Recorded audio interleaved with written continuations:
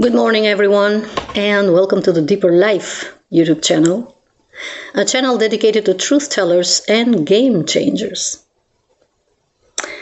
Today I would like to speak to you about distorted and deceitful societies, an important topic but also sensitive topic. And at the same time I would like to connect it with the deeper life and the purpose of this movement, objectives, aims, vision and so on. Because these two topics are so interconnected, I would like to go through certain issues that we are facing among our societies and other issues that we refuse to see among our societies in terms of the quality of the societies that we have created, the terms, the values, the behaviors, the triggers, and what needs to be done for the future. Now, before I get into the topic, as I always do, I always start my videos with some disclaimers, and I would like to mention some of these before I get into the topic. The Deeper Life movement is only available and present on two social media only, that is the YouTube and TikTok. Here on YouTube you'll find longer videos, that is because the topics that I deal with are analyzed and they are treated in a more detailed way and deeper way as to the issues we go through about everything that I discuss, how we need to fix those issues, what we need to remove from our societies and so on. And on TikTok you'll find the shorter version of these videos, which are way more than here on YouTube.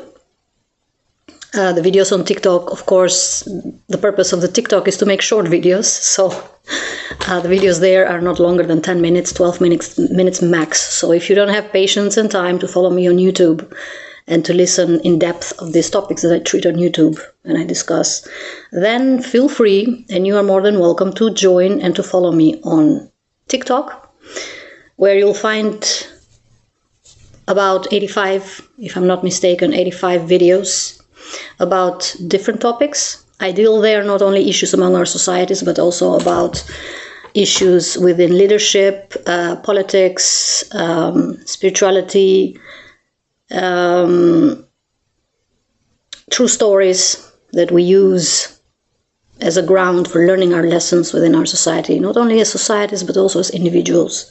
And also you'll find some prophetic words which are very, very important in terms of warning societies and looking ahead as to where are we going to end up if we don't start fixing the issues that we have as societies. Another warning and disclaimer. Throughout this video I will, by the way, address societies under we. So if you hear a lot of we, that is used to replace the word societies. So I'm not addressing a group of individuals, organizations or people. I am talking about societies. So be aware of that as we go through this video. This video is not going to be shorter than the others. It's probably going to be longer than an hour. So take your time, get comfortable. Get some snack, get some coffee, and just enjoy it and listen to it in your comfort, wherever you are. The trigger warning that I have, that I mention it in most of my videos, is that this channel is not for the people who cannot handle the truths. This is a channel dedicated to people who like to hear truth. There is no camouflaging of messages in this channel. There is no redirecting of blame and shame and what and if and when and how.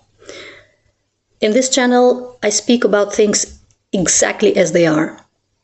Not as we want them to be. Not as it pleases us to hear the message, but exactly as they are. So the trigger warning is in the fact that if you are someone who doesn't like truths, if you are someone who gets annoyed and irritated by other people's truths, then I suggest you keep scrolling, because this channel is not for you. If you are someone who expects only genuinity, authenticity, honesty, truth in this channel, then that is exactly what you're going to find here. So If you're staying, have a good time listening. Now,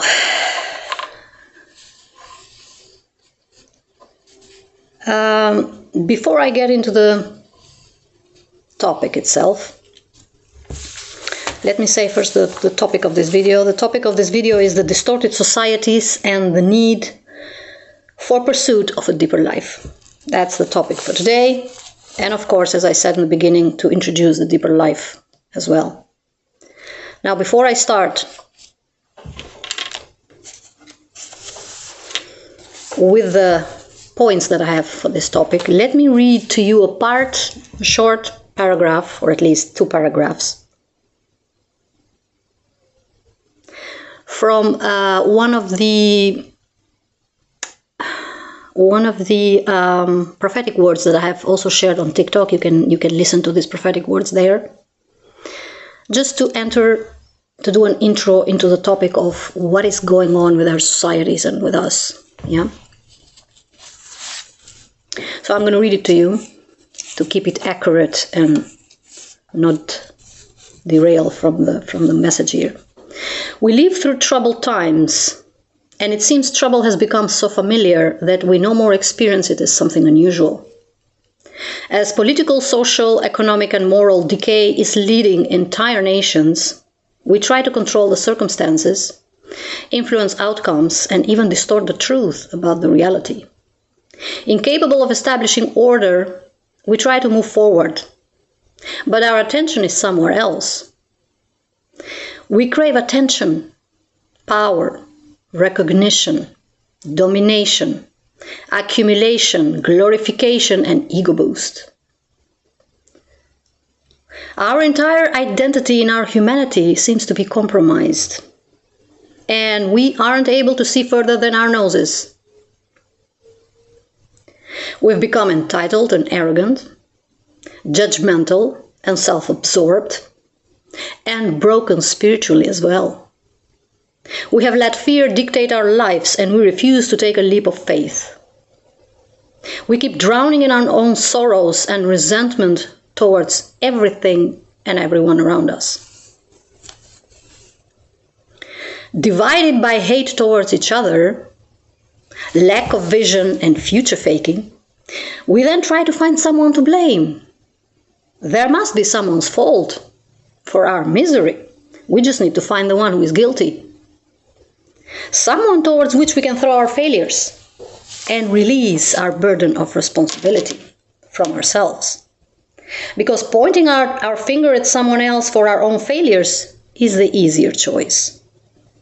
Because blame costs less than effort. And because conformity is cheaper than change. Clearly, progress has a high price, one that we can't seem to afford. Now, this is a short intro about the state of our societies and how we are living our lives.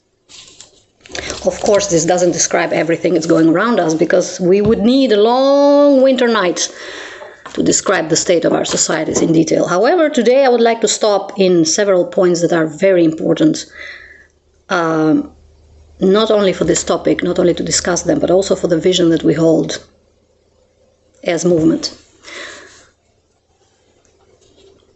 The deeper life is dedicated to building trustworthy and responsive societies based on truth, accountability, and values. And this is exactly where I would like to start with the topic, because those three are the pillars upon which we believe that a healthy, a responsible society can be built on. We also believe that without these three pillars, the society cannot be functioning properly. A society without these three fundamental, basic pillars is a weak society, is a distorted society, and is a deceitful society. Because the principle here is simple. If you don't believe your existence on truth, then you are... If you don't base your existence on truth, then you are basing it on lies. Pretty simple, right? So, The first question that comes to mind here, after this text that I read, is probably, how have we come to the point of self-destruction as societies? Because that's where we are headed. Despite what everybody is going around telling others, selling lies and manipulation tactics and deceitful ideologies and practices and ideas, the truth is that the state of affairs among our societies at this moment is a sign that we are headed towards self-destruction. So what are we doing here? There's two questions we need to answer here. What kind of societies have we built? That's the first important question for us to answer and understand. And the second question we need all to reflect upon is, in what kind of societies do we want to live? What kind of societies do you want to leave behind for your children? For the next generation and the next generation?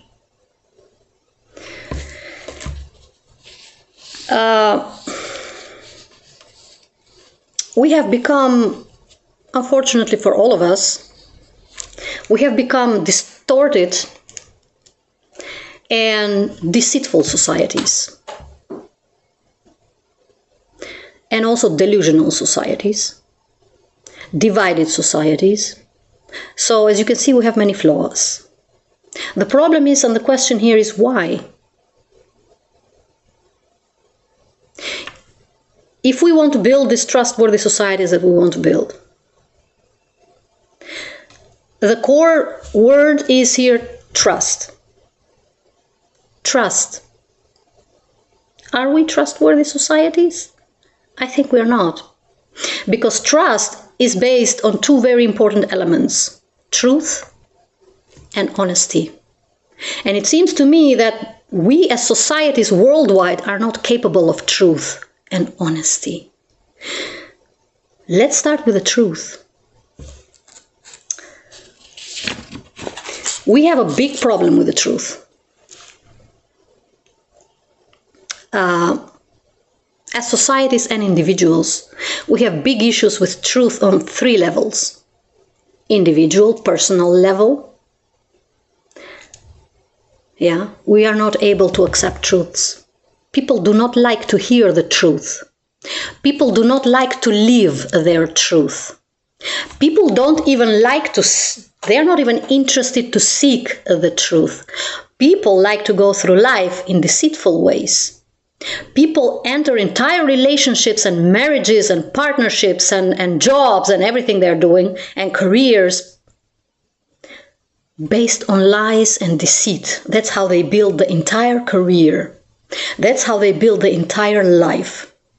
So what happens then is, when somebody comes along to tell them the truth, they attack them. We not only accept the truths, we not only refuse to listen to the truths, we attack the people who speak the truths. We attack the people who are seeking the truths. We don't want them around us. We put them down, we ignore them, we manipulate them, we laugh in their face, we try to devalue them, we close the doors of opportunities for them. Why? Because they are telling the truth. And their truth irritates our demons. Because the truth is the way towards the light. And so when you start walking in light, your demons inside of you have to die. Because your demons live in darkness. When somebody speaks the truth, that is a request for the rest of us to start working upon our inner issues, to start healing, and to start embracing the truth that somebody is telling us. However, we do the opposite. One of the reasons that I have connected this YouTube channel to the Word of God, and one of the purposes of this channel is to reflect the Word of God upon the state of our societies, and to tell us that we have learned nothing from history, is because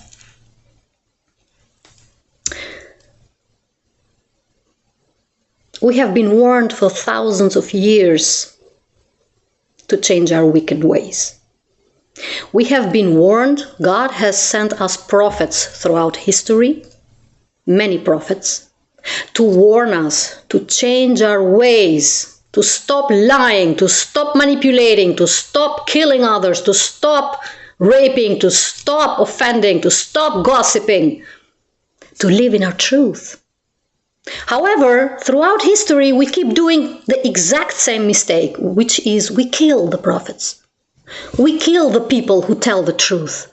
We kill the people that come in our life to tell us, open your eyes. Yes, the truth is not comfortable. Yes, the truth is painful and it is a bitter pill to swallow, but the truth will set you free. It's not the truth about others that will set you free. That's where many people go wrong. They think the truth will set you free, the truth about other people. No, my friend. It's the truth about yourself that will set you free.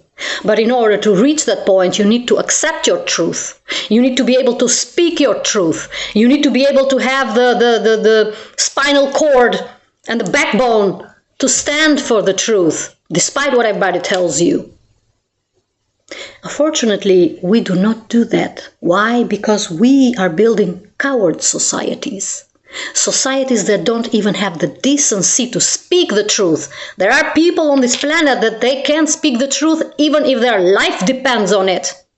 Yeah, you can hang them in the middle of the city and they will still not tell you the truth. There are people in our society that go to their grave with their secrets just so they don't tell the truth. Yeah. However, that's the first level of a problem. The second level of a problem is our collective truths. Yeah. We don't like our truths as societies or communities. No.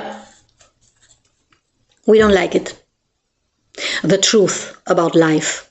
The truth about the societies that we have built. What we want to hear is, it's okay, everything is fine, don't worry. We try to feed ourselves with delulu, with delusion, because the delusion and the lies, they sound good, don't they? Yeah, they strike our ego. Yeah, that's what we want to hear. And then there's another level of the problem here, which is the universal truth. We don't accept that either. We are not interested in that.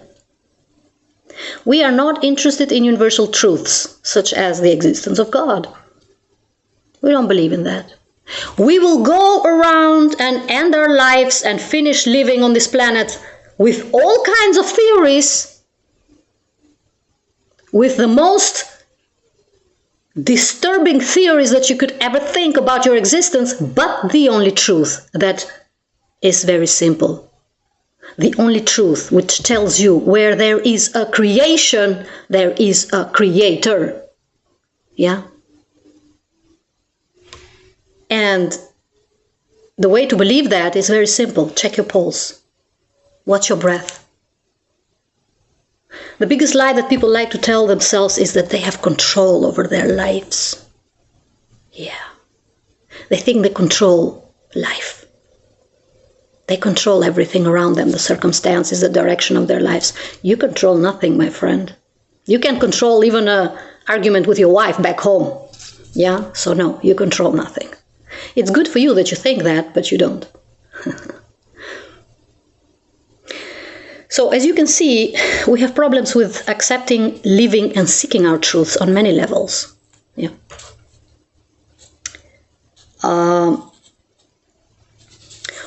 One of the reasons that we have a problem with the truth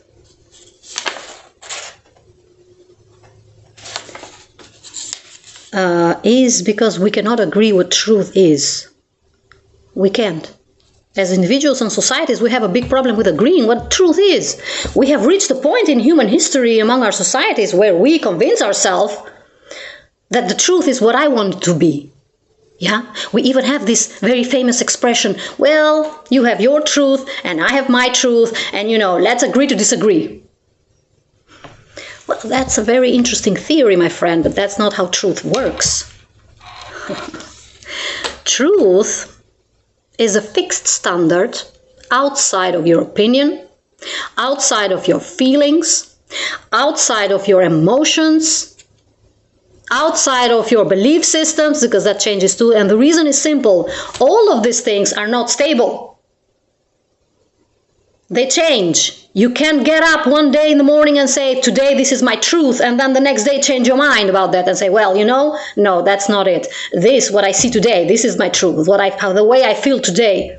The truth is not based upon how you feel about it. It's not based about what you want to hear about it. It's not based about what you think about someone or something. The truth is an absolute fact. And the truth does not care about your opinion. You can twist it and turn it and manipulate it, because that's what we do as societies. We love to do that because we are deceitful societies. We live under deceit and manipulation and lies.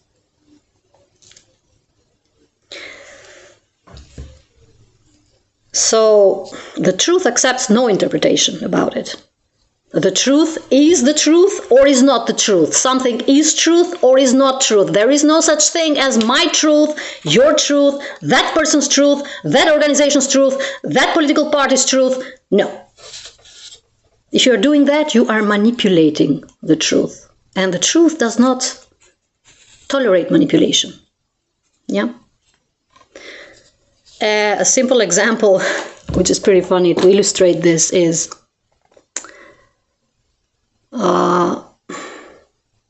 if you would go at the airport, right? Let's just say you want to go at the airport, you go to the airport and you see no planes around you, you see no passengers around you, you see nobody at the checking point. So what? What does that mean? You are suddenly at the hospital? No, you're still at the airport.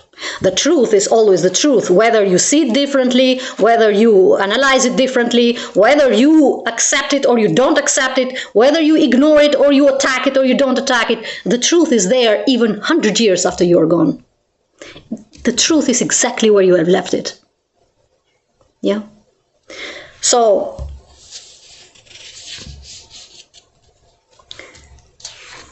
question here is now, at this point, can we build trustworthy societies without the truth?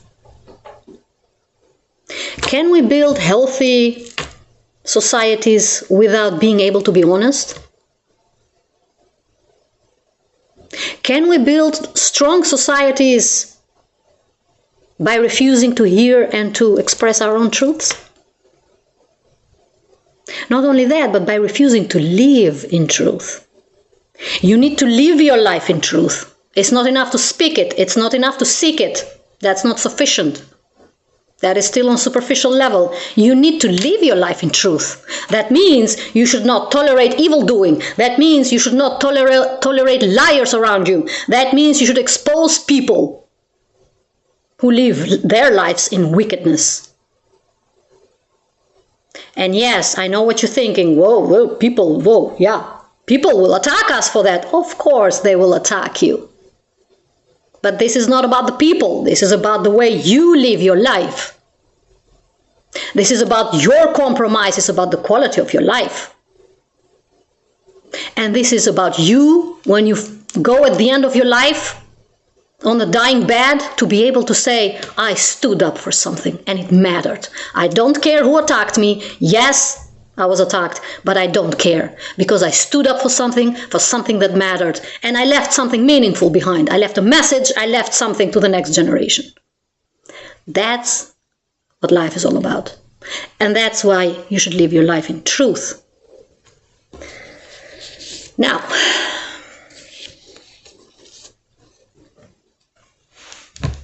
why is the truth important, so important for us?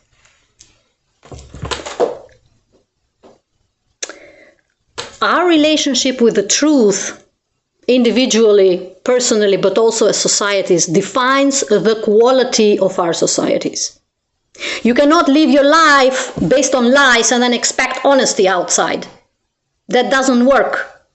That would be nice, because there's no effort here involved, but that doesn't work. Because what you have inside and what you give is exactly what you take back. Because we are all in this mishmash in these societies together. We share our problems, so whatever you give out there, it's going to come back to you whether you like it or not. That is, if you produce lies, if you have individuals who only lie, then you're going to build deceitful societies. If you go through life with manipulation and deceit, you're going to build deceitful societies. You cannot build honesty out of lies. There is no quality of societies without truth. That will never happen. It has never happened in human history either. So, we cannot build trustworthy and healthy societies without the presence of the truth. Forget about it. Whoever goes out there thinking that we will build our societies and we will progress as societies based on laws and regulations and treaties and signing endless papers and making up endless rules. No, that's not going to happen. I'm sorry to disappoint you. It's not the strength of the law that decides the progress of a society. It's the connection to the truth. It's the ability to accept your truth and to live in your truth in honesty and to trust others around you as well. Because in order to be trusted, you need to give trust out, right? It's give and take. Unfortunately, we have not reached the point where we are ready to speak our truths. Problem here is we will never be ready to speak the truth because truth is uncomfortable. That means we will have to push ourselves to speak truths. Yeah. At the cost of uncomfort. At the cost of being annoyed. At the cost of getting mad. At the cost of being attacked. Yes, but that is a sacrifice we should be willing to do as societies for the sake of our children. For the sake of what's coming behind us. For the sake of the course of history that needs to get better and better and better. We need to raise the bar and not go from the same level to the same level and to the same level. Because the progress of the societies is not only horizontal, it's also vertical. You have to grow, you have to progress. Right? But so far, the situation is such as desperate for me because we live in very shallow and superficial societies. We are chasing vanity, we are chasing pleasures, we are chasing shallowness and emptiness, things that never fulfill us internally. We are chasing careers, we are chasing things that will not matter at all by the end of our lives. Yeah? It's not your bank account that will matter. That's not it. First of all, because it doesn't give you any fulfillment. It is an illusion. Materialism, vanity, pride, recognition, power, they are all human illusions. Why? Because it is about the momentary pleasure. It is about what you can get in the moment. You need that injection from outside. It is adrenaline. And that goes away, it fades away. And then you need more to keep going. You need more and more and more. And you keep chasing more and more. However, they are still all shallow. They don't fulfill you inside. What fulfills you is living a life of meaning, living a life based on your own truth. That's what fulfills you. So we like to hide behind our facades. We like to put a mask on because we are not able to live in our own truth. So what we do is we go around life with a mask on. Not only with a mask on, and we hide behind this mask, but we put it on and off according to the person that we meet. Oh yes. No problem. Let me change the mask. Yeah, I'll become whoever you want. Yeah? We lie about every single thing. Everything. We lie even about our feelings and emotions. We lie even in the fact that we promise someone to love them. We marry someone. Yeah? And even though we know we can't keep that promise, we promise them that we're going to love them till the end of our life. Which is a lie. And we know we are entering that relationship based on a lie. And we do it anyway. If that doesn't tell you how shallow and superficial we are as people and societies, then I don't know what will. Yeah? Then I give up because I can't convince you any other way.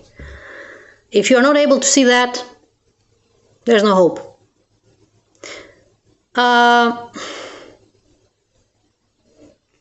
Another reason why we need to speak and live our truths is because the truth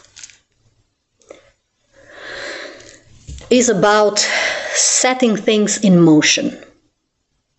The truth provides a wave of change. It initiates waves of change. When you implement the truth in all levels of your life, but also as a society in all areas, in the way you function, in the way you build societies, in the way you build your governments, in the way you choose your politicians, all based on truth. All based on truth and honesty.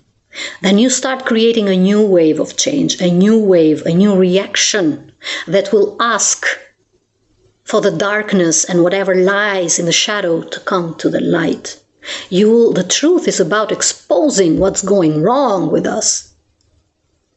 It's not an ego boost. It's not going around and saying, oh, look how genuine I am. That's good for you. I'm happy for you.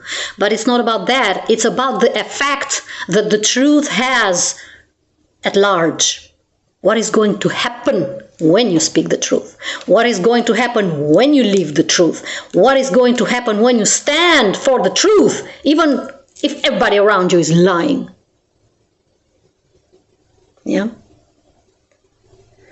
It stirs the waters. That's what the truth does.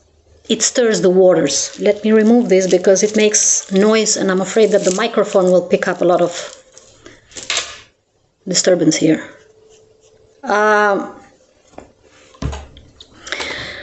It stirs the waters. The truth stirs the waters, and that's the purpose. Because the waters need to become muddy before they clear up.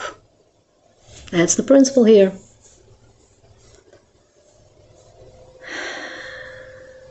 Bottom line is that truth is a virtue. It's a value. It's a fundamental value upon which we all should agree upon to build our societies. Because the truth keeps our societies sober, not delusional, not going with the flow wherever people and whoever is telling us is selling us. The truth keeps you stuck to reality. It keeps you grounded. Yeah?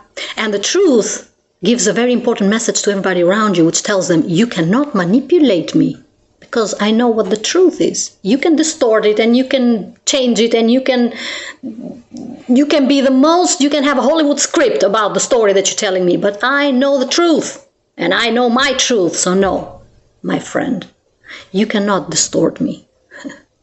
And that's the same with societies. A society based on truth is a strong society. It cannot be manipulated. It cannot be lied, and it cannot be divided, because a society who agrees upon the truths cannot be pushed each other way, because they stand firmly in the truth, rooted in their truth. Right? And as a result, they agree upon the things they want to build a society and their society. So they cannot be divided. They cannot be divided. One of the reasons that we are so divided as society is because we all believe different things. We have different versions about the truth. As I said in the beginning, my truth, your truth, so yeah, no, we don't agree. That means we have to come to the point where we all see the same truth, which is the truth, the only truth. Not the one we want to see, the only truth, based on the factual reality outside of us. And agree upon it, and then start reshaping our societies to the point where we are satisfied with the quality of our societies.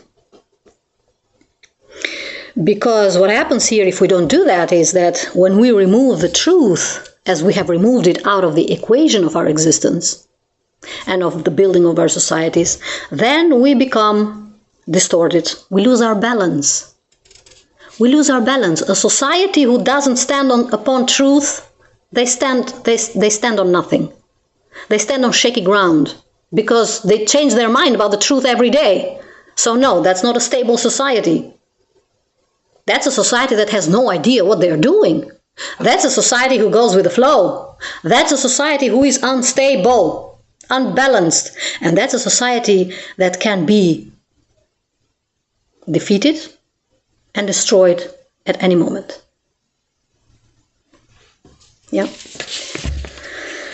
So this is the first point I wanted to talk about, building trustworthy societies and what is needed to build these trustworthy societies. But let's get to the second point here.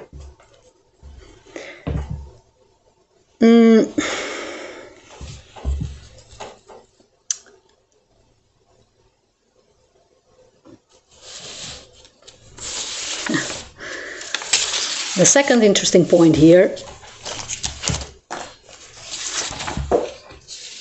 is the fact that we have become victim societies.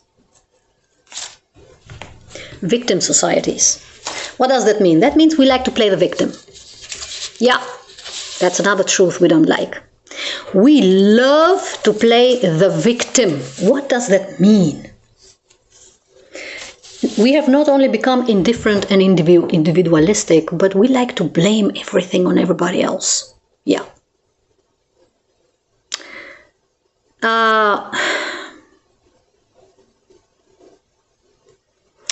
Let me give you an example from my own life here to illustrate this point clearly as to why we have become victim societies and what is the purpose of us playing the victim, because that's the million-dollar question. Why would you play the victim? What are you trying to get out of it? Or what are you trying to hide behind that victimization of yours? Let me share with you my story. 5 years ago, almost 5 years ago, if we count the corona years with it, I joined the politics. Firstly and most importantly, to contribute to it, yeah. But there was another hidden reason. There was an inner struggle within me about why I wanted to be active in politics. And that had to do mainly with an internal struggle which I wasn't very convinced about, and it was about the complaints and the image that I was hearing around me about what politics was. Things didn't quite click for me in what I was hearing. The version that I was hearing about the politics is that politics is the root of all evil. Yeah, politicians are the most evil people, corrupted, and they are the biggest problem that we have in our countries. Politics is our problem. Politics creates all of our problems, and politics is the only one who is responsible about our issues as society and individuals. However, I couldn't quite swallow that belief. That version of the story, it didn't stick with me. I wanted to find out for myself what politics was. And let me tell you, I was in for a rude awakening. Let me check something here. So, you might ask, what did you find out? I found out the answer to my question. That's what I found out. Here's what I found out in a very short answer. Politics is a reflection of the society. Politics is a mirror of the society.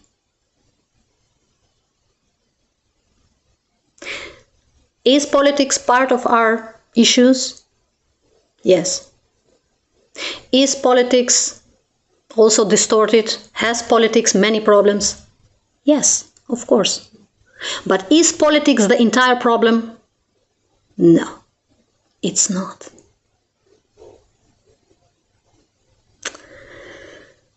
We all know that we as society produce the politicians, right? We don't import our politicians from another planet. We as society, we produce our politicians. That means there's only two options here. One, what we produce as society is what we have, what we promote: arrogance, self-absorbance, lies, manipulation. Yeah, we can't produce any better. That's what we produce as society. Yeah, which makes us all part of the problem, because we cannot produce anything better. We are deceitful societies. That means we produce deceitful politicians, right? That's the logic here. Or the second problem is, or the second reason is that we do produce better people. We do produce good politicians. We just don't give them the chance to lead. We slam the doors in their faces. Why? Because they are honest and truthful people. We don't like that. No. What we like is to watch a show. We, the same society that produces these distorted politicians, we like to watch the show. We like to watch children having a debate there with no depth, with no arguments, with no emotions, with no empathy, absolutely shallow, absolutely superficial, and we enjoy watching the show. And then, when the elections are over and these same shallow politicians do nothing because they have nothing to offer, we complain about them. The same politicians that we produce, the same politicians that we choose ourselves, we complain about them, that they aren't capable to solve our problems.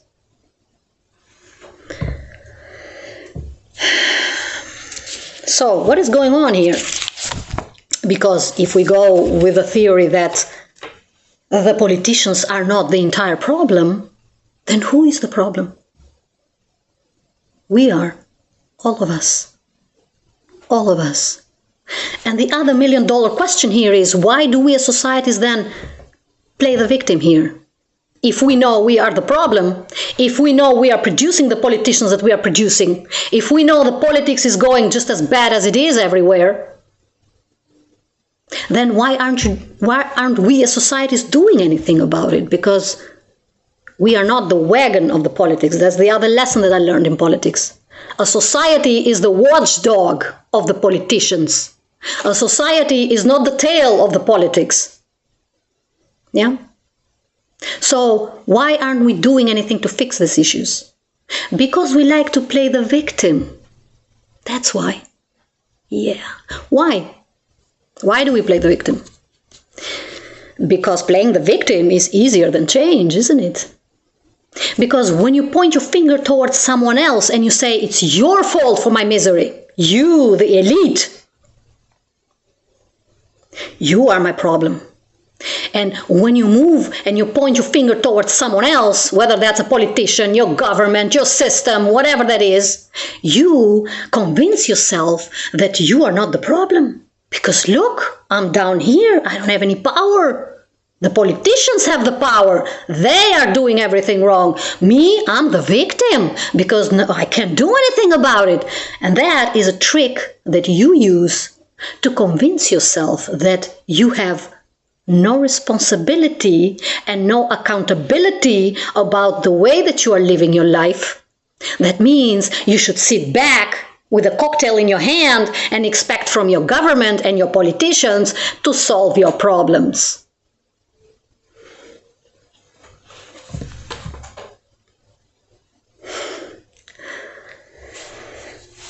That shows how pathetic we have become as societies. Absolutely disturbing and very sad. There is nothing more sad than humans who know what the problem is and they do nothing about it.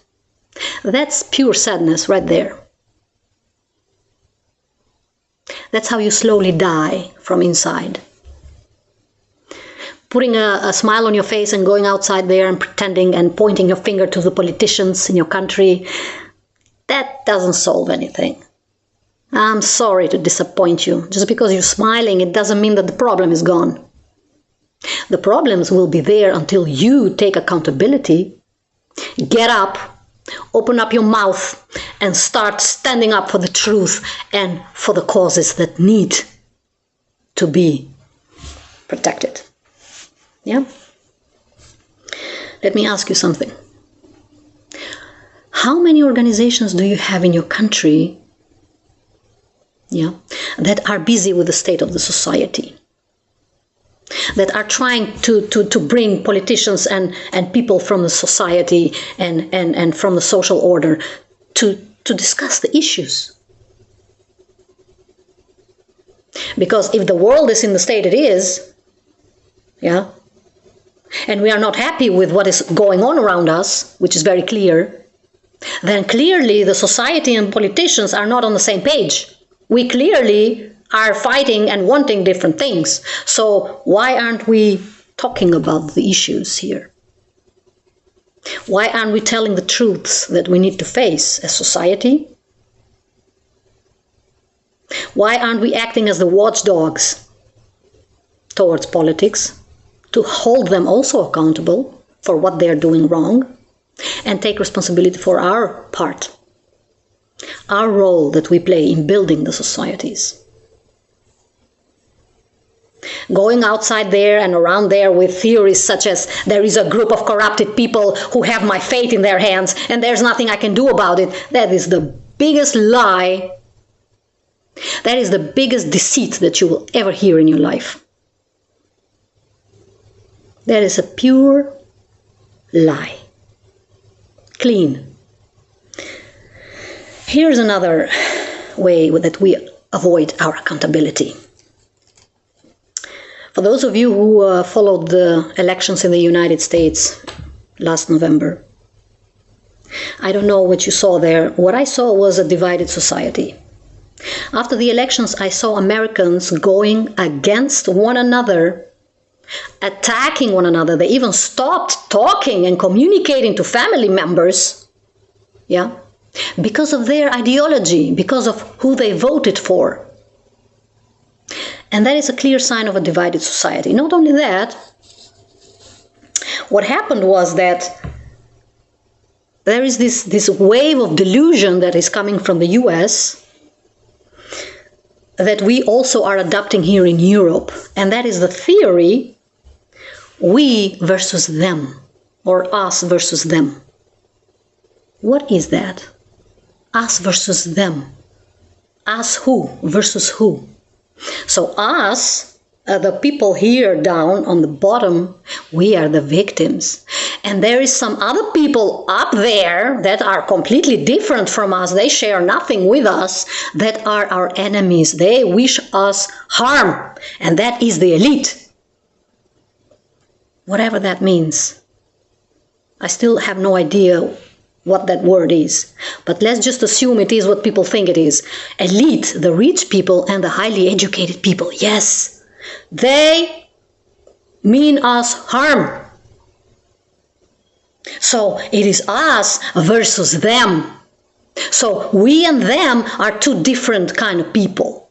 Yeah, we don't belong in the same environment and we don't share the same values. Yeah, that means we are enemies. This us versus them trick of the politics, which is exactly what it is, to brainwash people, to divide people, makes me really sad about the level of wisdom among us as societies.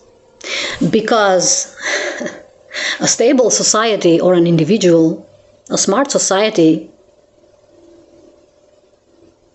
understands that us as societies altogether have progressed because everybody has participated in it. Yeah, we are moving forward and we have moved forward for thousands of years because everybody has participated and it has been part of this journey. That means the person who milks the cow in the field has participated and contributed to us as society is moving forward, but also the rich person and the highly educated person has also contributed.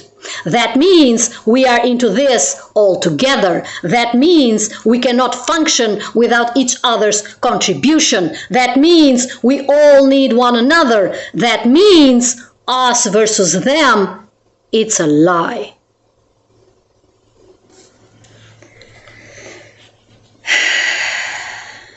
The purpose of us versus them is for the politics to keep societies distorted and confused, But it is also a trick of the society itself to remove their responsibility from themselves.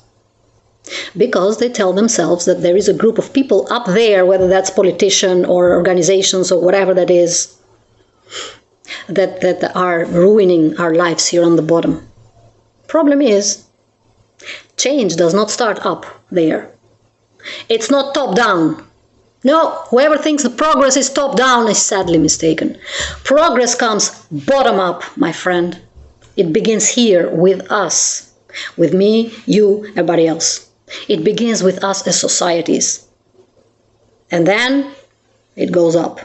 What we produce as societies matters to the quality of politicians, to the quality of a government, to the quality of system, to the quality of laws and everything.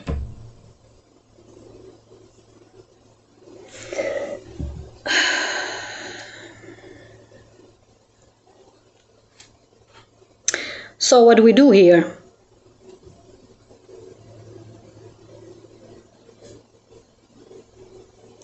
What is the purpose behind all of these games that we are playing? These are dangerous games that we are playing with ourselves and with our lives. We are playing with our own lives here. We are not... If you think that by behaving the way that you're behaving, by playing the victim, you are distorting somebody else's reality and you are doing damage on someone else, you are sadly mistaken, my friend. It's your life you're destroying. Because your life is yours for a reason. It's yours to live. It's yours to take responsibility for. Your life is first your responsibilities through the decisions and the choices that you make every single day. And then it's the responsibility of your government. And then it's the responsibility of your politicians. Yeah? So when you refuse to take accountability for your own life and your own choices that you make every day, then you give the green card to anybody around you to manipulate your life and to push it wherever they want it. Which means you have no right to complain anymore, because that's the rule. If you don't want to take action and responsibility for your life, then you have no right to complain. What are you complaining about? To whom? Simple, right? The sad reality for me personally in all of this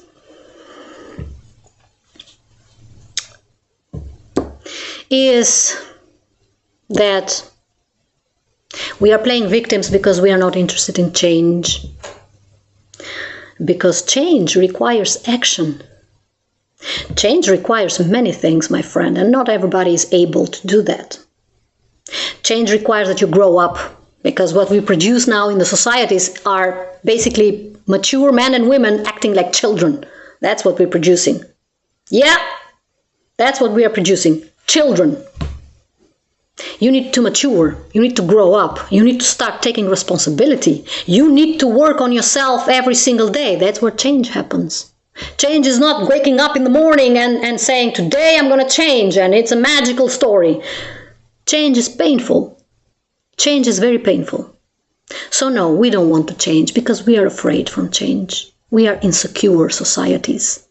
We are selfish societies. We think change will come by others without us putting any effort to change.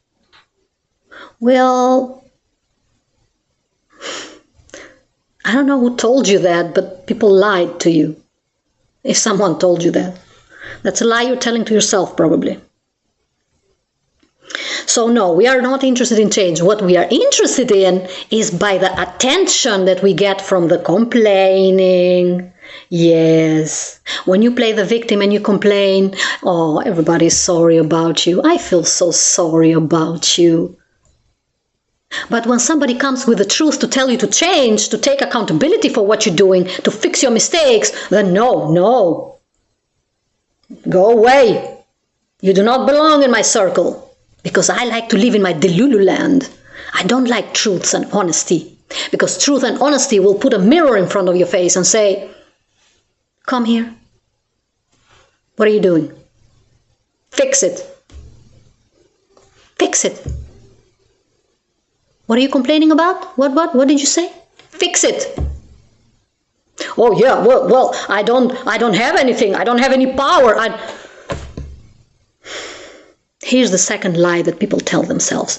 People think that in order to change something, they need power. They need a lot of money. You need to be rich to change. You need to have power to change things. Well, what do you mean? I don't have anything. I can't do anything. Oh, yes, you can.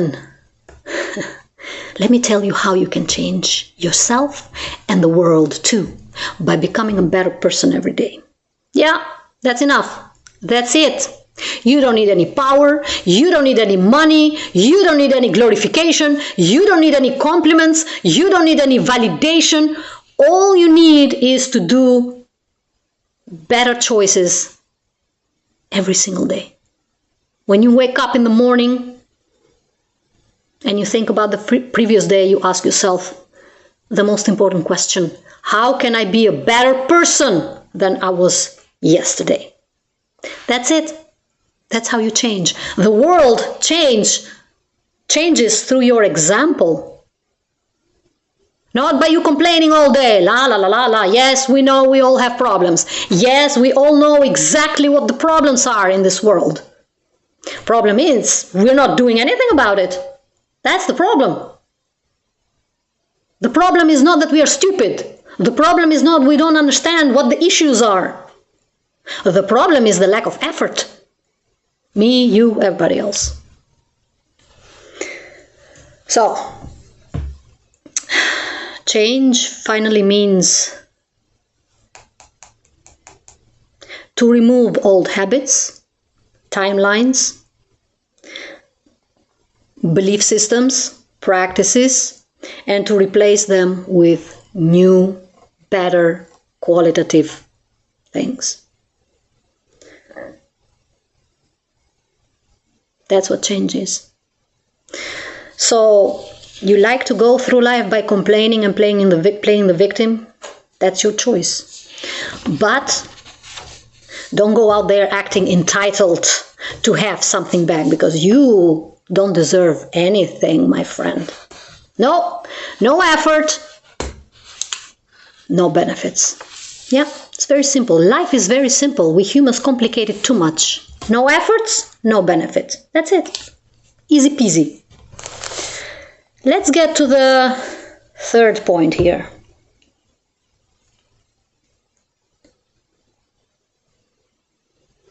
Let me check if I'm missing something. Maybe I forget 1 or 2 points through the text.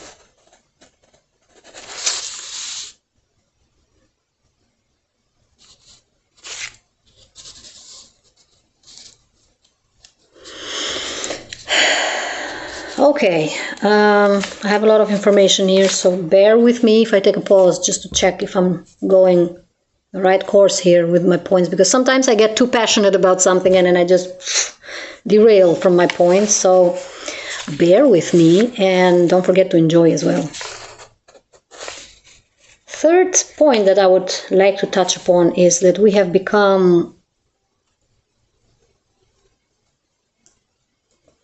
shallow societies,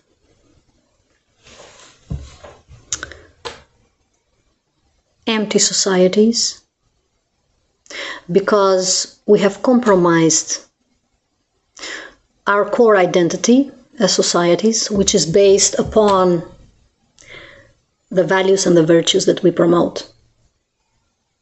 Now, this to me is a complete disgrace, what we have become as societies, by not only ignoring values and virtues among our societies that are a fundamental pillar to building the quality of our societies, but we are also promoting anti-values.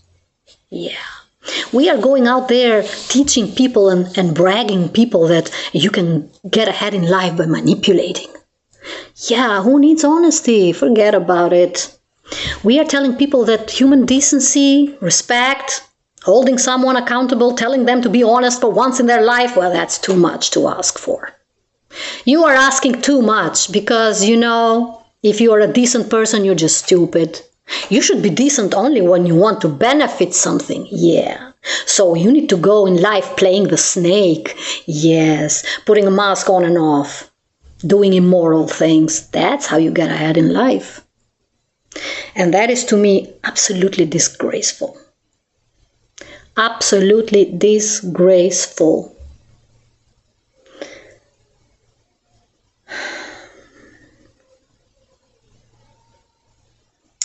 Let me mention you two articles that are very important here in the European Union, which is the two treaties, basically. The European Union Charter of Human Rights in this first article,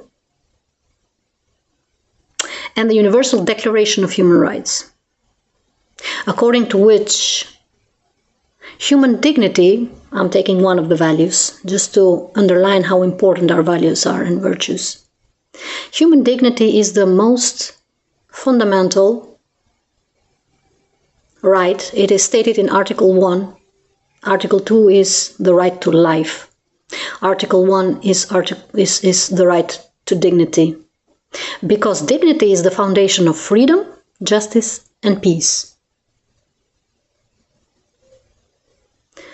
That also tells us that human virtues and values, such as the dignity or the decency, they are not a choice, they are an obligation. We are obliged to live in dignity. It's a must. We are also obliged to respect each other's dignity.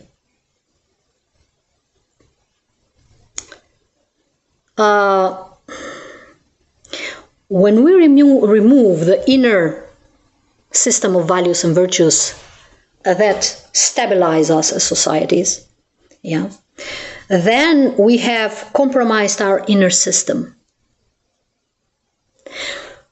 People think wrongly when they think that we operate based on external rules. Yes, we need laws and procedures and regulations to hold the stability as to which way we are going and not to lose the balance in a certain area, economically, financially, legally, whatever we are doing.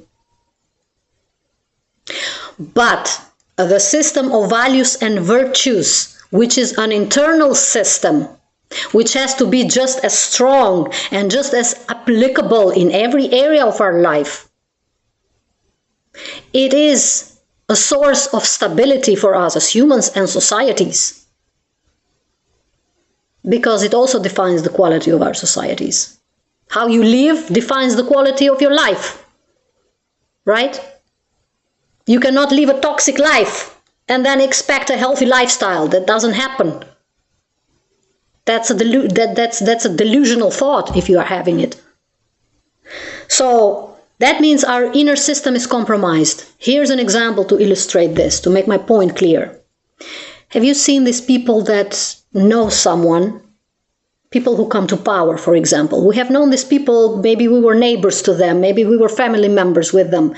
And we have known these people without power, without money. And we are thinking, well, those people were so nice, right? They did everything good.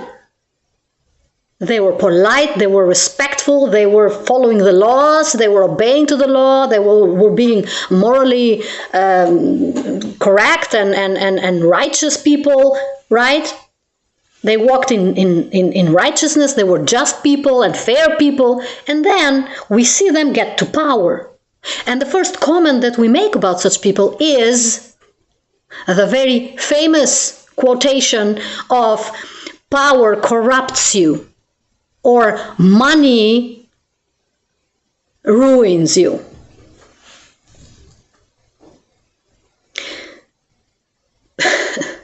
Power does not corrupt you, my friend. No, you were always corrupted, even when you had nothing. You just didn't have anything to show your corruption with. You didn't have anything to show how corrupted you are. Money does not change your character. People who say money changes you are either delusional about what they're talking about, or they have no idea about values and virtues in their life. Money does not corrupt you. Power does not corrupt you. You were always corrupted. Why? Because you had no internal system of values, or your inner system of values and beliefs was distorted. It was non-functional. Or the other option is you compromised it on your way up. When you got to the power, you compromised your inner values. So no. Power does not corrupt you. What corrupts you, my friend, is when you let go of your inner system of values and virtues who are fundamental basement to building your entire house, which is your life. And for us as societies to build our house, which is other societies we live in. Right? So, here is the rule. Do we, as individuals and societies, know what is right and wrong? Because we are able to distinguish right from wrong, right? We all can do that. Everybody knows what's right and what's wrong. Everybody knows what just is and what unjust is. Question is, if you are able as society to distinguish between right and wrong, why are you choosing for the wrong? Why aren't you making the right choice? Why? Right? Simple logic. If you are able, if you have the human capacity or the social capacity to distinguish what a right decision is for you as society and what a wrong decision is for you as society, where will you end up if you do the wrong and where will you end up if you pick the right choice, then why aren't you capable of picking the right choice? Why aren't we capable as societies to do the right choices for ourselves?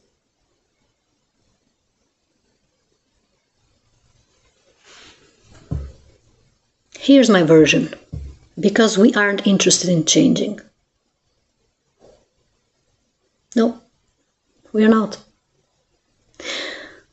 Those who are interested in change, they get to work. People who are interested in changing, they don't have time to victimize themselves, to blame and shame, to gossip, to go online and slander anybody's name who speaks their truth, to hate on somebody, to exclude somebody, to divide somebody, to be racist and discriminatory. No. People who are interested in change, they make change happen.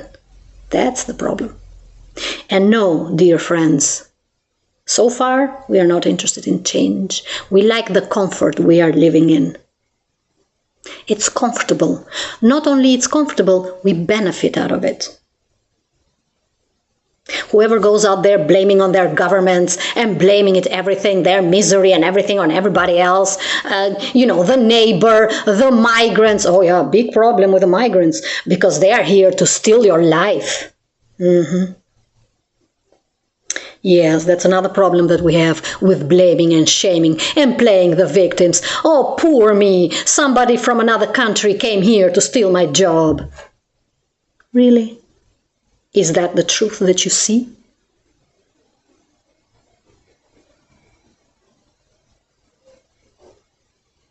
Are you really open to hear the entire truth? Because a lot of people are not interested to hear it. I took the example of the migrants as one of the biggest issues we are going through here in the European Union. And let me tell you something about migration issues. We are hypocrites, all of us.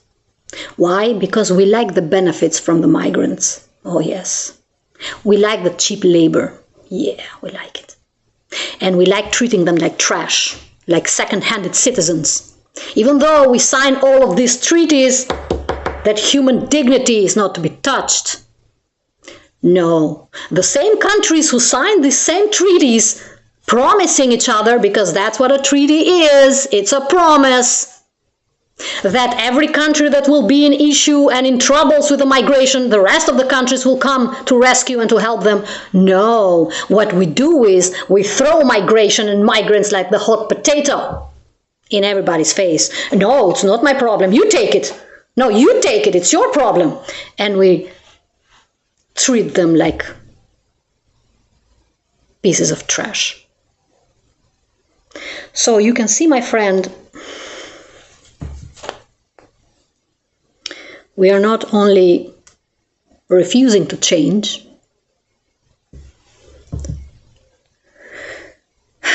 it seems we don't care. We don't care what's going to happen. The biggest effort that we like to put into changing is complaining. That's it. Complain about something, go to sleep, wake up the next day and keep complaining, and again, repetition. We are basically on a hamster wheel, and we're running and we're running and we're hurrying and hurrying, getting nowhere in particular. But we are busy. We are busy in our own illusions. We are busy living our lives every day, intensively. We are busy with manipulating everything. People, circumstances of our lives, positions, careers. Yeah, that we can do very well. And then we expect the world to become a better place.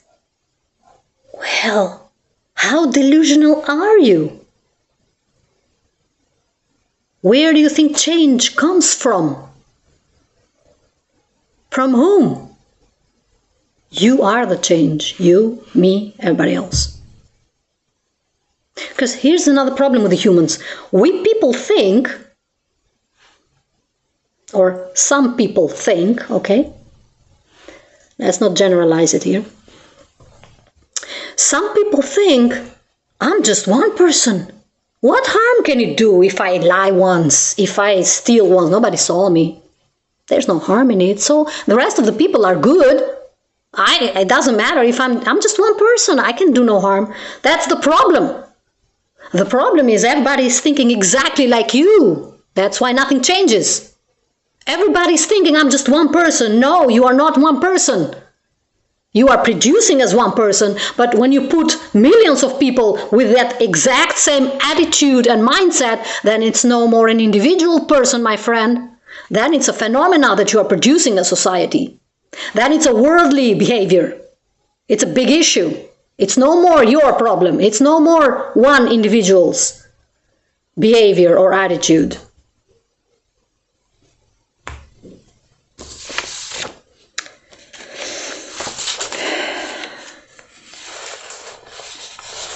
So, those are the three fundamental pillars: truth, accountability, and values, to be able to build trustworthy and responsive societies. That is what we stand for here at The Deeper Life. That is why this channel and this movement is called The Deeper Life, because we believe it's time to go beyond our facades. It's time to stop pretending that everything is fine. Nothing is fine. Not one thing is fine with us as societies. Not one. Everything is going towards destruction. Everything. Including our own lives. Problem is, we refuse to watch and we refuse to accept it. We refuse to accept the truth about ourselves, about how corrupted we are, about how deceitful we are, about how false we are, and because we are all like that, or at least the majority of us, yeah, the majority of us, because if the world is in the situation it is, that means this prevails, yeah, because if the goodness was prevailing, the world would be in a better place. So that's the logic, right? So we refuse to see that unless we change, there will be no change. Not in the society, not in the politics, not in the governments, not in the international relationships, not anywhere. Forget about it. Forget about it. So that's what we stand for here at The Deeper Life. That brings me to the next point, which is, where do we go from here? What do we do?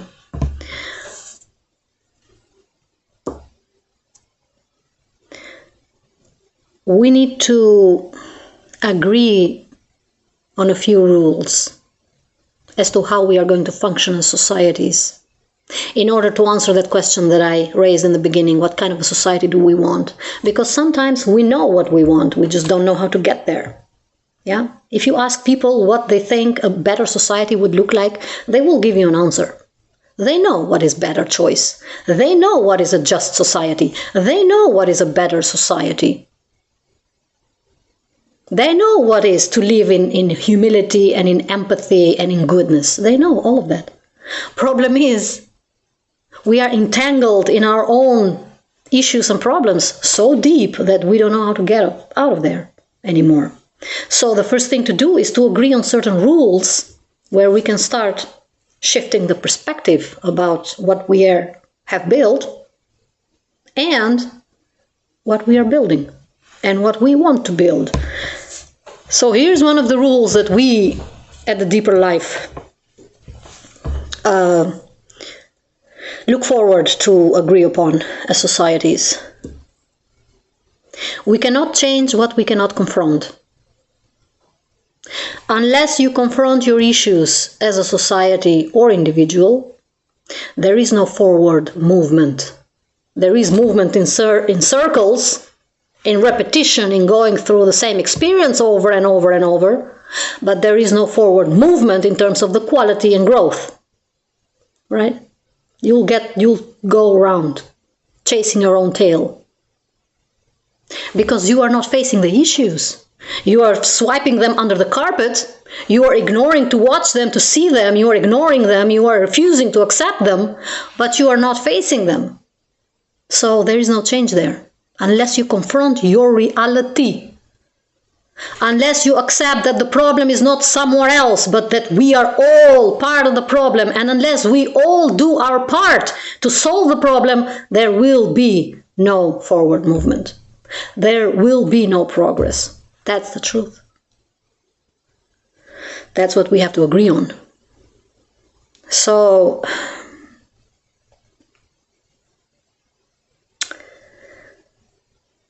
the thing here is, the important point here is for me too as well, but also for this movement, that a society based on truth speaking and on truth seeking is a righteous society, is a strong society.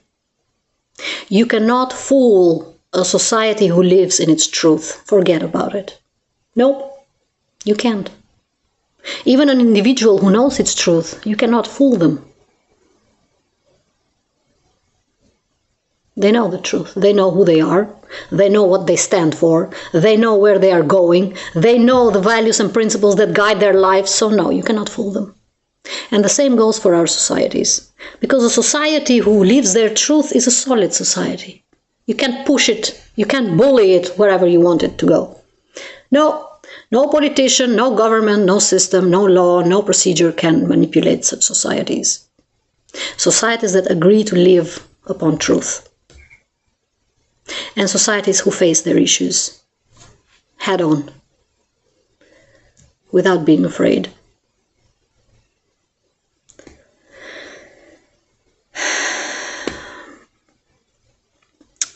The second principle or rule we need to agree upon is that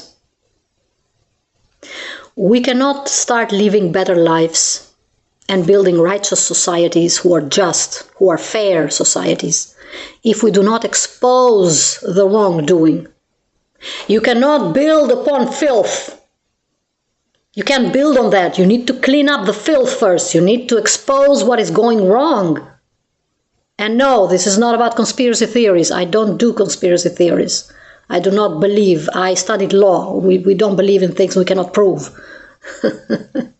So no, this channel has nothing to do with conspiracy theories. What I'm saying here is we need to confront things from down. We need to dig deeper in our issues to get them to the surface, clean, and then start building anew upon clean surfaces, upon healthy foundations based on these values and truths and virtues that we need to use as foundation. Right? So we need to expose what is going wrong with honesty on every level, on every area and on every level, right? And then we can tackle it.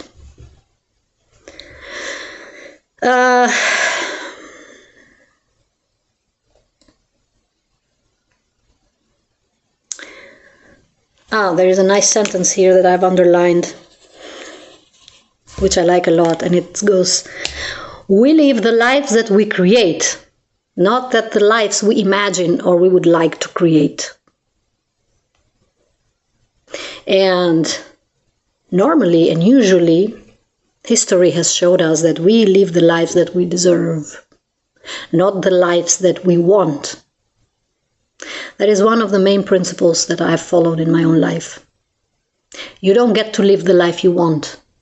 You live the life that you deserve based on what? Based on your choices, based on your compromises, based on your sacrifices, based on your honesty and truth, based on your efforts, based on what you've been through, based on your lessons.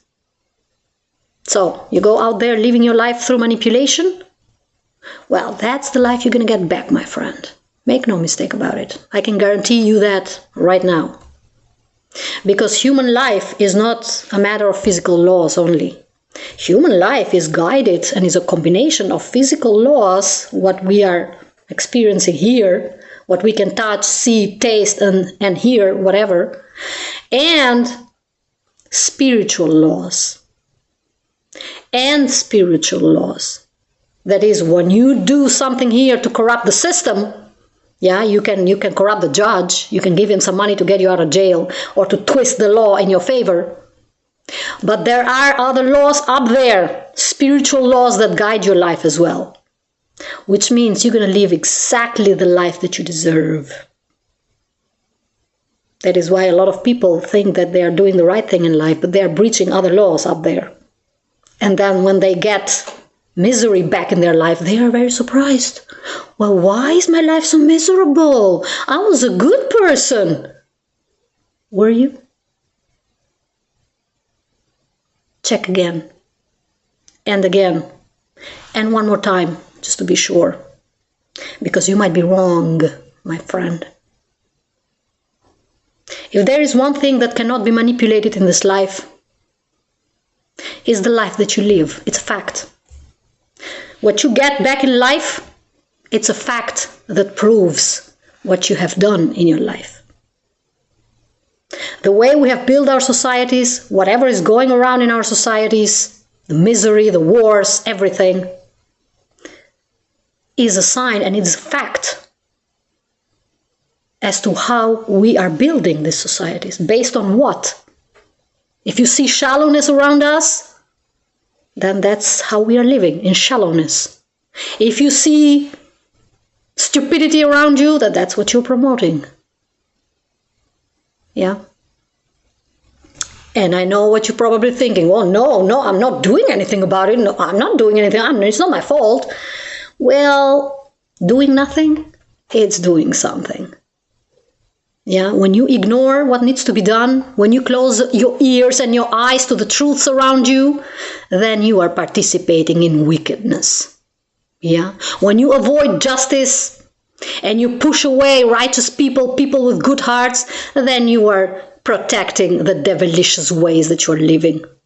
Then you are going on the side of the wrong.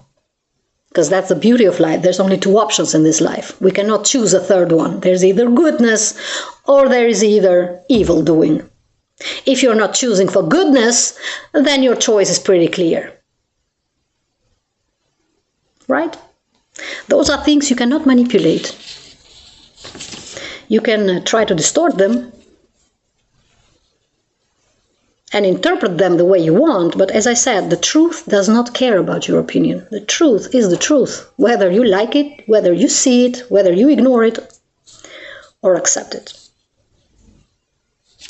So that was the second principle that we need to agree upon. The third principle, let me see how much I have. Okay. The third principle that we have to agree upon is to stop playing the victim. Blaming and complaining has rarely solved a problem. Almost never. No problem is ever solved by just complaining about it. No. I haven't seen any. Maybe you have. You can share it with us. That would be interesting. So, we need to act. instead of playing the victim. We need to act. Playing the victim leads nowhere. It produces nothing. Playing the victim is a dead end. It's just dead. It goes nowhere. It goes nowhere. It's dead end. So let's agree to stop doing that, shall we? The last point that we have to agree upon is building responsible societies is a collective effort. Collective. Not me, I. I know there is, I think, there was somewhere here I wrote something, a statement from, which I really liked. A statement of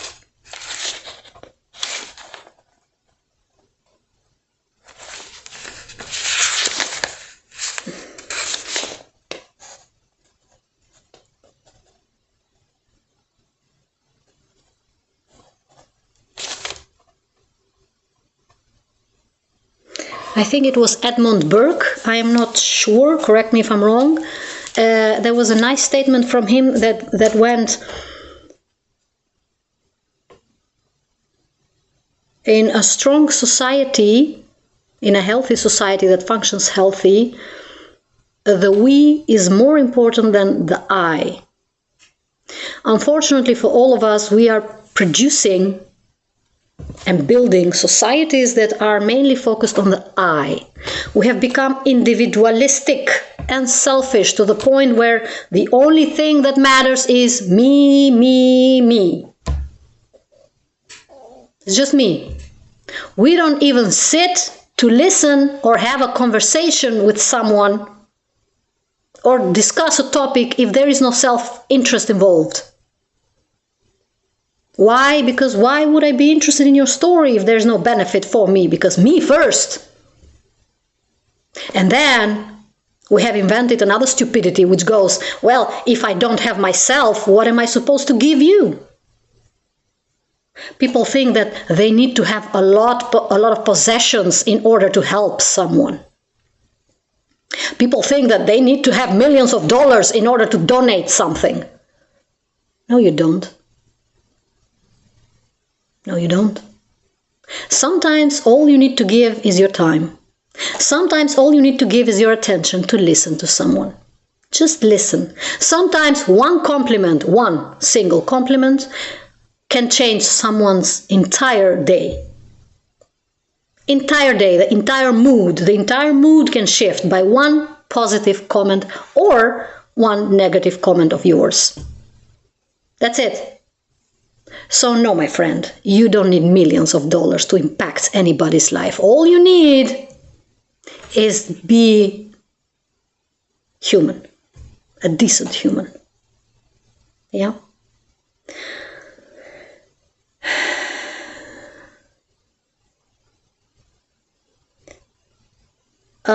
We build societies together.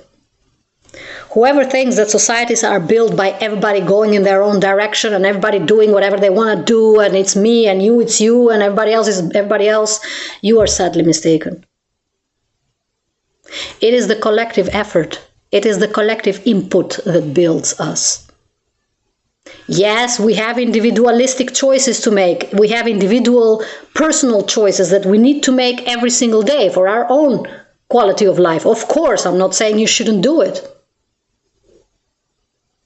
But the way you make your choices will have an impact on the collective. It's not just your life that is impacted. You have a responsibility towards the collective too.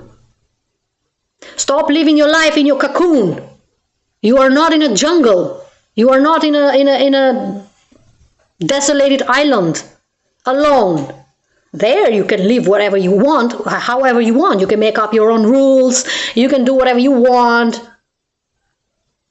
But in a society where decisions are made collectively by the impact and by the acting, by the way we behave, by the compromises, by the sacrifices we make every day, you have a collective responsibility towards your own life and towards how your life will impact other people as well. Because whether you like it or not, you do impact other people. Whether you notice it or not, you do impact other people. Your choices and your decisions every day, they do have an impact on other people. The only difference is it will impact others for good or for worse. It will either be a good positive impact for change for better, or it will be an impact for keeping the other people and societies in general stuck in their own filth where they are now. That's the only difference.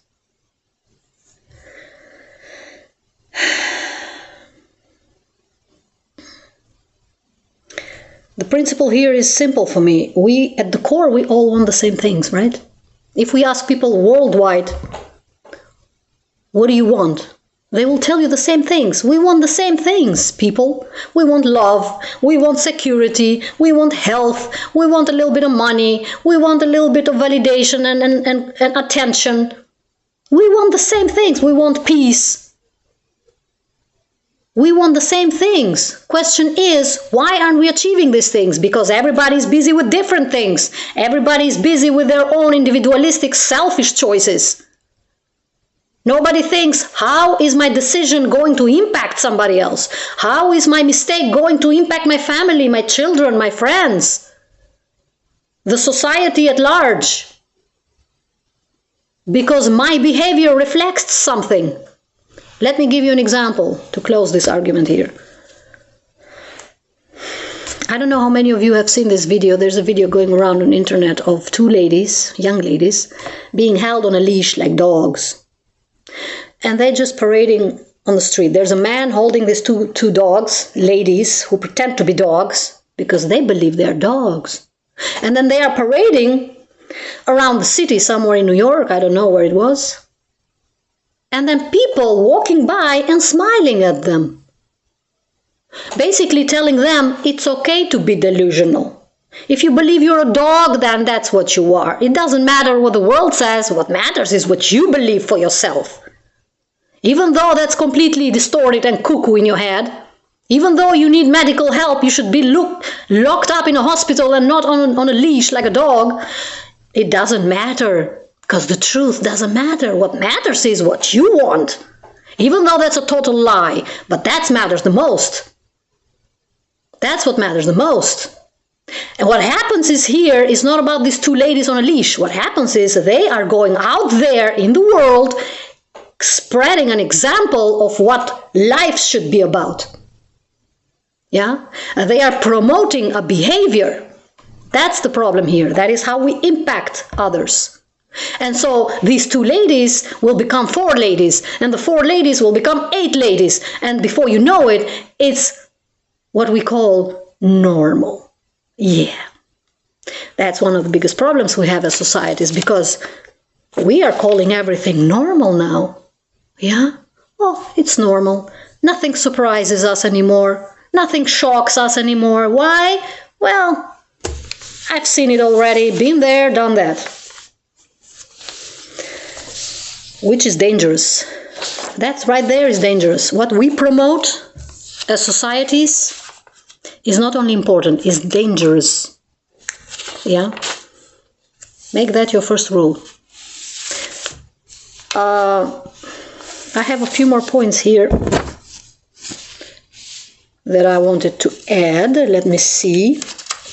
I might do some editing on the video, so it's going to become exactly 1 hour and a half, which is pretty neat because I have the tendency to make long videos. And I apologize for that. Good news is I make them once a month, so I'm not going to bother you a lot. I'm not going to bother you a lot. Well, just a little bit maybe. So let's... what happens if we agree on these things? What happens if we start building these trustworthy societies? If we start reshaping and redeciding and redirecting our attention to what matters? Not to what we want, not to what other think that it's needed, to what is the right thing to do. One of the biggest troubles we have as societies, and one of the most difficult things for us to do is to do the right choice, because the right choice is not always the nice choice. It is not always the pleasant choice. Doing the right thing is sometimes painful, but it is the benefit from the right choice that matters. It's not about the pleasure while you are doing the choice. It's about the effect, the value that you get out of it. For example, I don't like going at the gym. I like to sit on the couch and watch a Netflix movie or something, or a documentary. But I force myself to go to the gym. Why? Because it is the right thing to do for my health. I feel better. My stamina gets better. My mental health is better.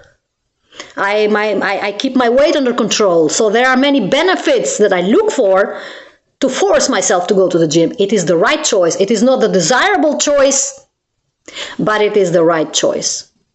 You could also take the example of having a diet. Is the same example here. That's the point of making the right choice. It's not about wanting to do it, it's about having to do it.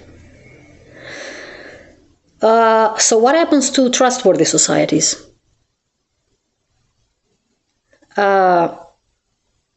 Trustworthy societies are societies that not only know where they are going, they know exactly what they want.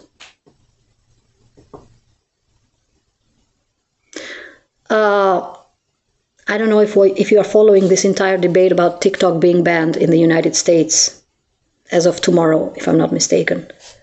And all of these followers, about around 117 million or something Americans leaving TikTok and going to another Chinese app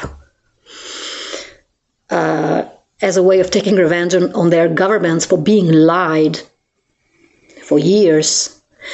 And their shock when they go to this Chinese app and they see what China has become, what kind of a progressed and developed country China has become. And I watched these Americans making videos as to how shocked they were to discover that China was not about poverty, that China was not about communism and dictatorship, that China has become a superpower. But the lies that they were presented from their governments have left them now in total disbelief. And they have become untrustworthy. Their government is untrustworthy. See, trustworthy societies is about the realization of acceptance of what is, no matter how painful that is for you. And from there to take the necessary steps to move forward and to improve. To not stay stuck on how painful your truth is, but to move and to build and to progress and to improve. And trustworthy societies are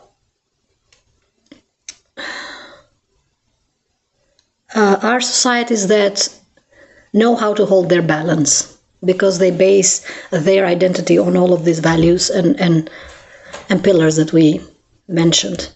But what does that mean for us as movement? What are our goals exactly here?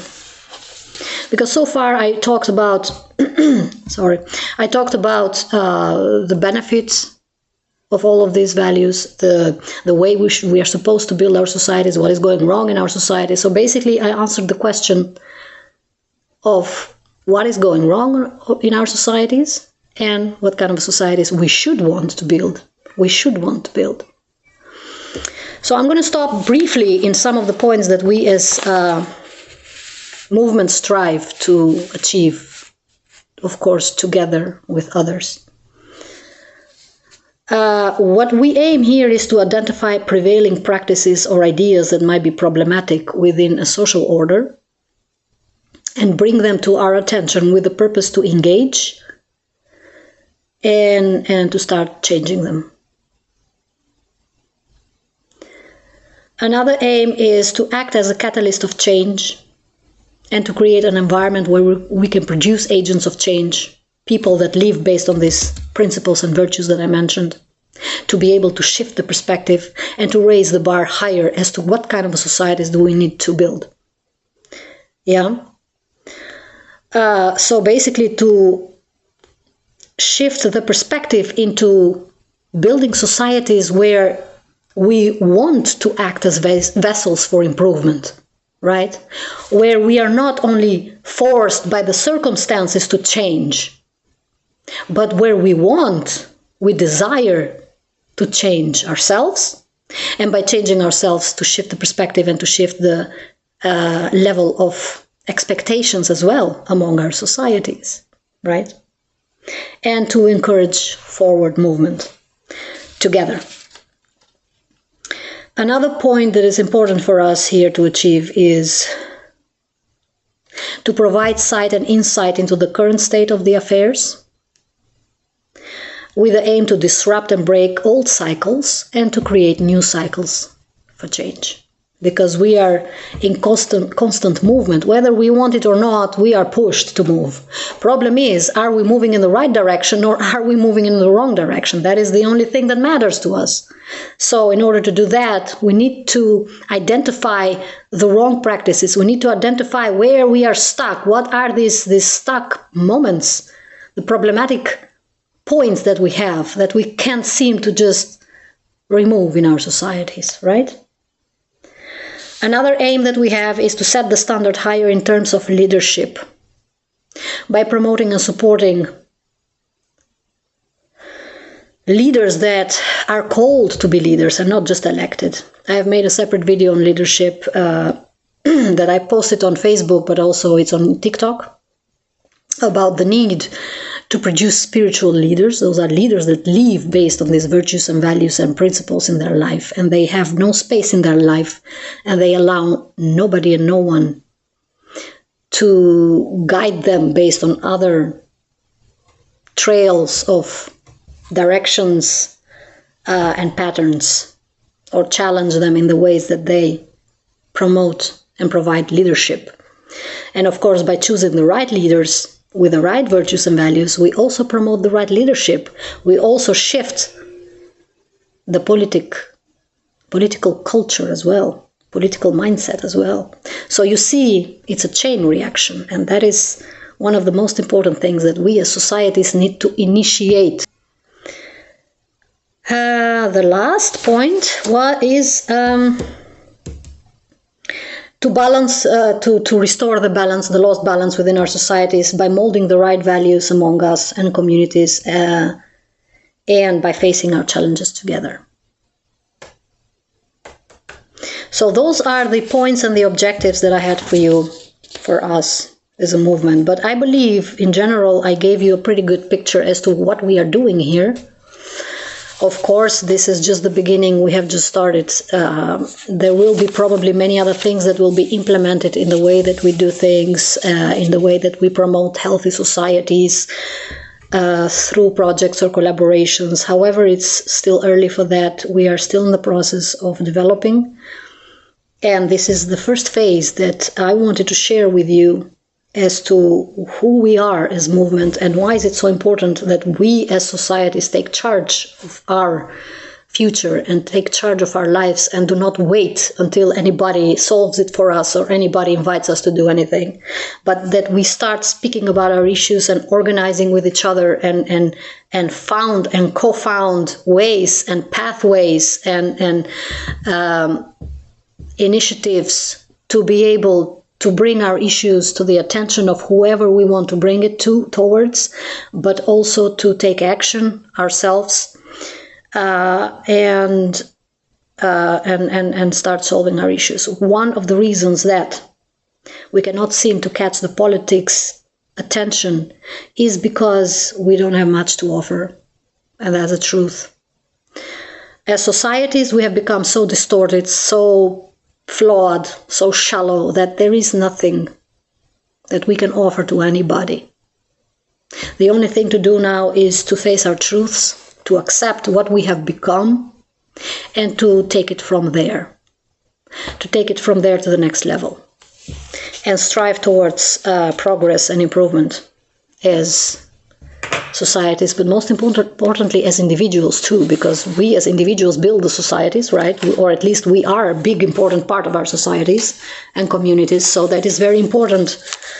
How we live our lives is crucial to the quality of building our societies, right?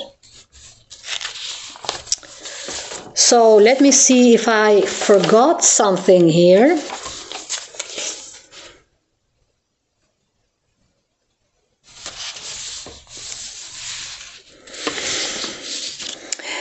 Before I forget something, I just want to make sure that I haven't left anything. Oh, there was a last point that I wanted to mention here. The last point that I wanted to share with you is this. Unless we build healthy, balanced, stable, strong, responsive societies, we cannot build anything else. We can't. We can't build good politics. We can't build democracies, strong democracies. We cannot build systems that support human rights. We cannot build effective laws and regulations and procedures. We cannot build peace and resolution internationally. There is nothing that we can build. It all goes back to the societies. No matter how you see it,